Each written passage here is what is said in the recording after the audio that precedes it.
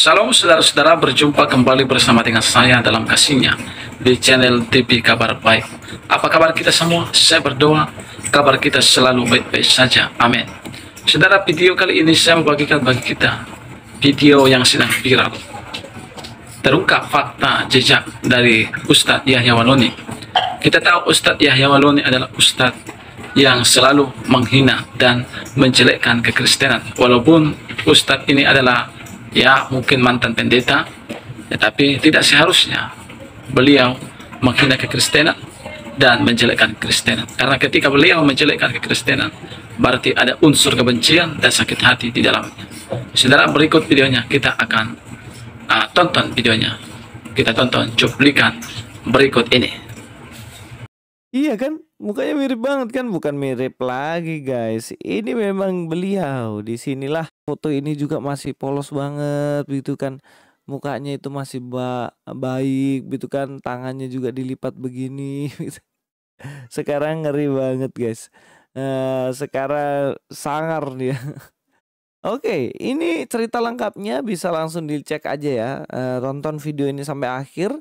Di sini Pak Esra Soru udah jelaskan dengan baik latar belakang dari Pak Waloni ini. Mari kita langsung aja nonton videonya.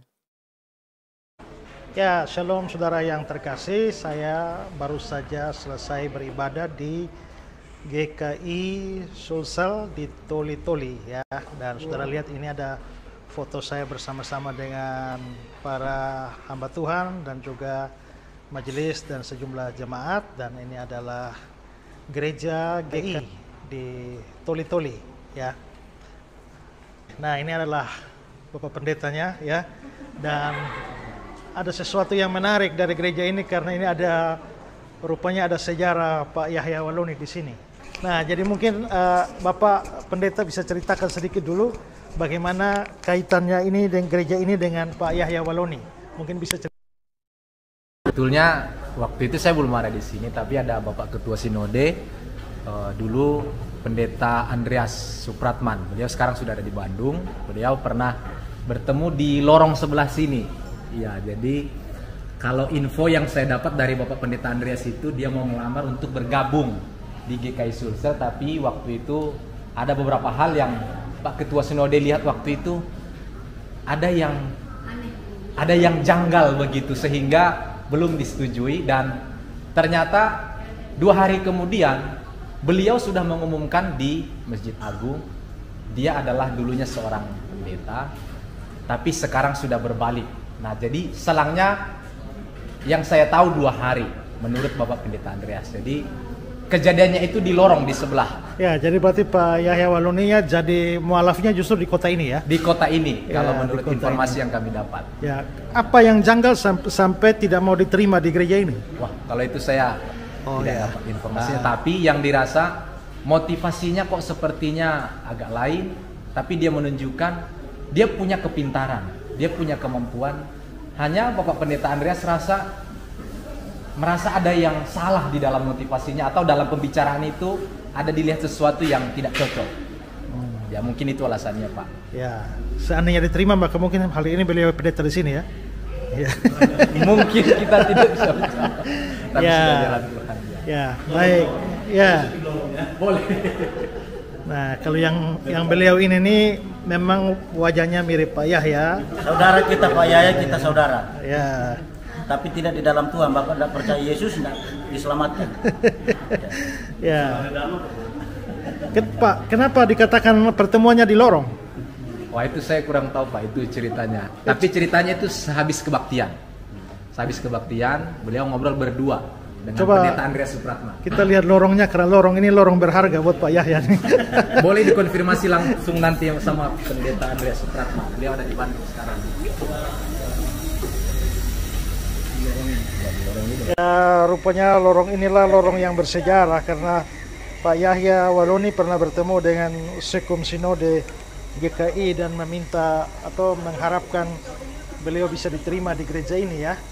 Tapi sayangnya seperti dibilang tadi ada keganjilan tertentu sehingga akhirnya beliau tidak diterima di gereja ini. Tapi selanjutnya bisa menjadi mualaf ya. ada informasi Pak Yos, Ada bagaimana? informasi katanya ada fotonya dengan Pak Andreas di sini lagi sementara di dokumen. Coba kita lihat fotonya. Ya. Nah, katanya ada fotonya dan ini adalah foto Pak Yahya Waloni bersama dengan sekumnya, ya.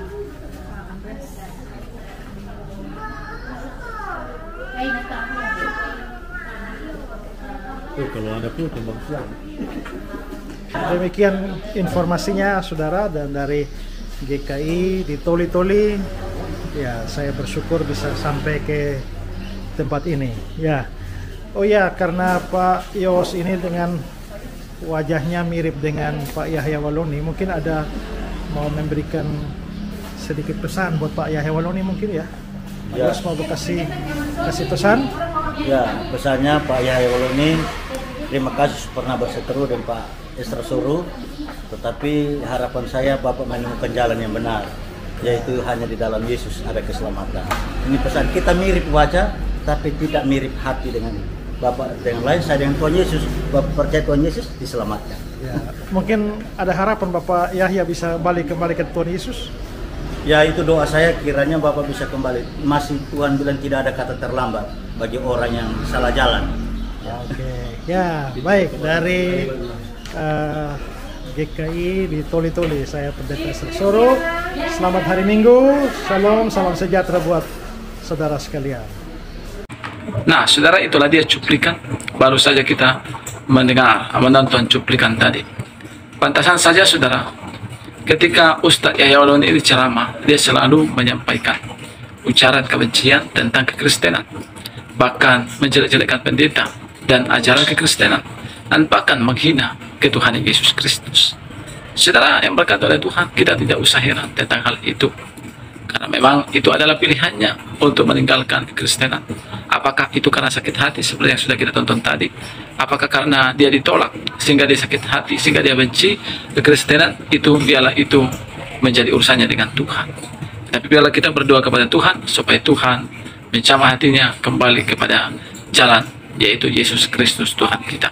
Silakan isi di kolom komentar apa menjadi komentar saudara. Tuhan memberkati kita. Shalom.